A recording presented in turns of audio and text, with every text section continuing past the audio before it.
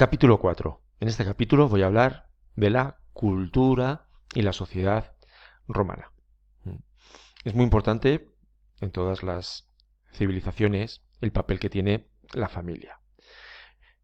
En este caso, en Roma, las familias eran diferentes de las familias actuales, porque dentro de la familia incluíamos todo lo que le pertenecía al pater familias. El pater familias era el padre, era el jefe, era el dueño, el que poseía no solo la casa, sino también a su esposa, a sus hijos adoptivos, a sus esclavos, y tenía una serie de clientes que trabajaban para él, para esa familia. Así que la familia en la época romana era un concepto diferente de esta familia que conocemos hoy en día en el siglo XX, siglo XXI, con una madre, un padre y dos hijos y prau. No, en aquel momento la idea de familia era muy, muy, muy diferente de la que tenemos ahora. Incluso algunos patricios romanos, incluso algunos emperadores, adoptaban ya de mayores a hijos que pasaban a pertenecer a su familia para que fuesen sus herederos legítimos o de su fortuna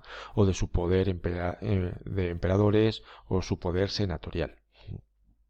Bien, cuando esto es curioso porque cuando un niño o una niña nacía, para que perteneciese a esa familia y fuese aceptado, el padre tenía que cogerlo en los brazos.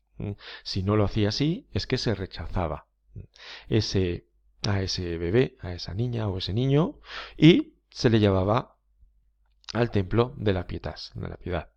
Y ahí se le dejaba expuesto. ¿Para qué? Para que alguien lo cogiese y lo cuidase. Si nadie lo cogía, pues evidentemente ese bebé moría. Pero normalmente sí que muchos de estos bebés eran cogidos en el Templo de la Piedad y posteriormente trabajaban o bien de esclavos o en trabajos muy duros, o las mujeres y a las niñas ya las educaban para prostituirse cuando fuesen más mayores. Y además, también en la antigua Roma, como en muchas otras sociedades y culturas, se practicaba el infanticidio. Eso significa que se mataba a los niños que nacían con algún tipo de defecto, para lo que ellos consideraban que era un defecto, ¿no? Niños deformes o niños de mujeres esclavas o niños con algún tipo de discapacidad física, psíquica, intelectual, se les asesinaba. Pero si veis, si bien la familia era muy diferente, los juguetes y los juegos que tenían en aquella época tampoco eran tan diferentes de los juegos que tenemos hoy en día. Evidentemente no existía la Play ni nada por el estilo, pero jugaban al aro, jugaban a los dados, jugaban también a las canicas, tenían muñecos, peluches, los niños los llevaban de un lugar a otro, dormían con ellos, así que hay algunos juegos que se han ido perpetuando a lo largo de los siglos y de los milenios. ¿Ves cómo vestían? Pues veis que vestían con unas túnicas, sobre todo los más elegantes, y una toga. Los patricios tenían también diferentes modas y peinados, y en los pies llevaban sandalias. ¿Cómo comían? ¿Veis? En las festividades, o en las fiestas, en los banquetes, comían en el triclinium reclinados. En vez de en sillas con mesa, se agachaban para comer. Les resultaba más placentero. ¿Y qué es lo que comían? Pues todo esto que veis ahí. En el desayuno, pues pan con aceite, vino, miel, queso, fruta seca. Para almorzar, legumbres verdes, secas, pescado, huevos, fruta, setas. Y la cena era la comida principal que tenían. Y ahí sí que ya se ponían moraos, con lechugas, huevos, puerros, judías, tocino, el vino que mezclaban con agua o con miel. Evidentemente depende de tu condición social, comías mejor o comías peor. Comías más carne, más pescado y más verdura o menos. Eso ya dependía de tu estatus. Es muy importante la vivienda. ¿Dónde vivían los romanos y las romanas? Bien, la gente adinerada podía vivir en domus, que son grandes casas, muchas de ellas en el campo o en las afueras de las ciudades o en lugares más espaciados, en donde había un montón de habitaciones diferentes. ¿Veis? Eran muy grandes estas domus romanas. Aquí vivían los ricos, las personas acomodadas. Se entraba por una puerta principal donde estaba el vestíbulo, y una vez que entrabas dentro, había un impluvium. Esto es importante porque el impluvium era una piscina no para bañarse, sino para recoger el agua que caía de la lluvia. Caía de la lluvia y así ya tenían agua y se podían abastecer para limpiarse, bañarse, para comer o cocinar. Bien. Veis que justo detrás, además, tienen un peristilum, que es un patio con columnas por donde podían pasear. Los romanos, que inventaron un montón de cosas, eran bastante listos y pues ya hemos visto que tenían acueductos para llevar el agua, tenían alcantarillado y también tenían letrinas, o sea, baños en casa, los ricos, los adinerados. El sistema que tenían público para hacer sus necesidades era también curioso, pero no os lo voy a contar aquí. Entonces, luego, evidentemente, a través de esas alcantarillas se deshacían de todos los excrementos. ¿Veis? Pero tenían un montón de habitáculos, de habitaciones diferentes en estas villas. Tenían también las cocinas o tenían, como hemos visto, el triclinium, que era para ellos su comedor, el lugar donde comían. Entonces eran casas cómodas, lujosas en aquel momento. Vivían, compartían los dueños, los amos, con los esclavos la vivienda, aunque los esclavos vivían en las partes superiores de las estancias. Por otro lado, ya en los barrios más pobres de las ciudades, la gente vivía en ínsulas.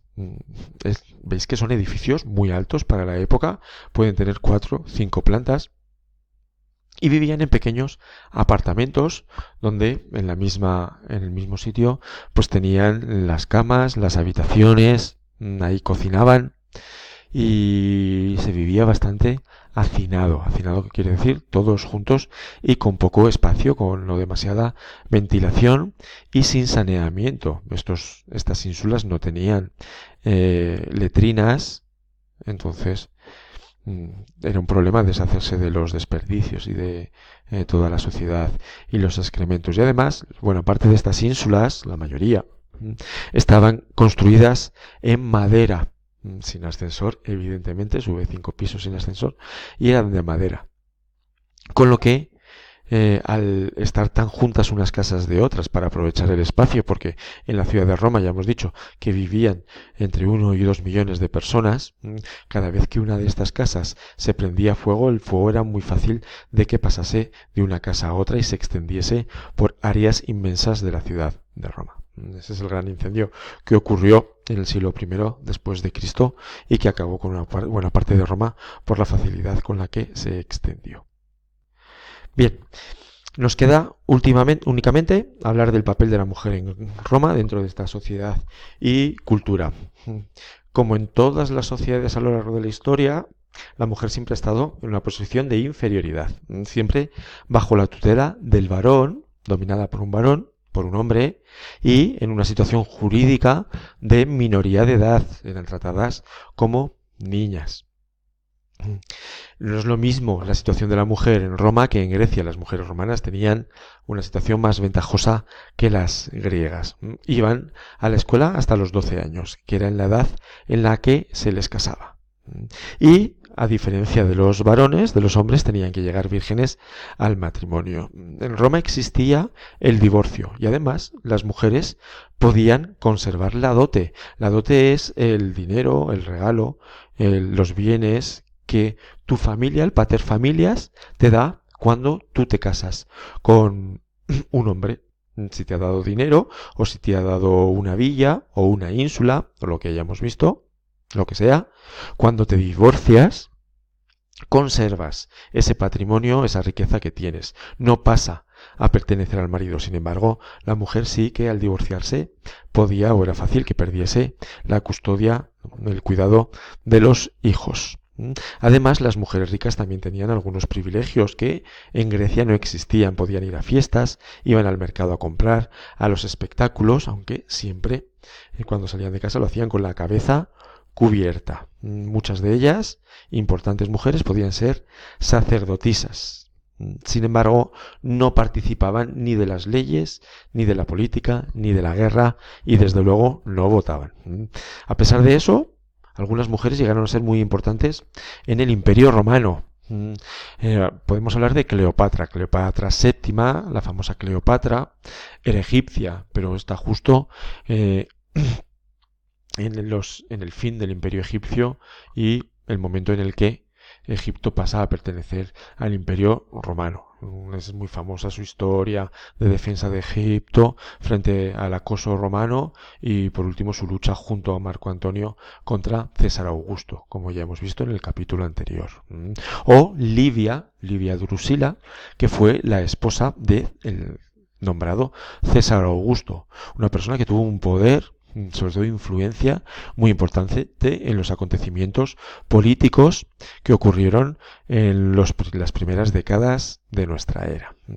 Hacia el siglo III, otra época después de Cristo, de nuestra era, otra época de crisis política en el Imperio Romano, entre otras cosas porque sufren invasiones tanto por el norte como por el sur. Un territorio muy importante, enorme, ¿veis? Todo este que está en amarillo, parte de Egipto, Palestina, la actual Palestina y Turquía, se independiza durante unos años de Roma y al frente de este territorio va a estar la reina Zenobia de Palmira. Finalmente será derrotada y ese territorio volverá a pertenecer a Roma. Es conocida también últimamente la historia de Hipatia de Alejandría, una filósofa muy importante del siglo V, que es asesinada por los cristianos, entre otras cosas, por defender la ciencia, la libertad de ideas y también el papel de la mujer dentro del Imperio Romano. Hasta aquí llega este capítulo y ya solo nos queda uno más. Venga, ánimo.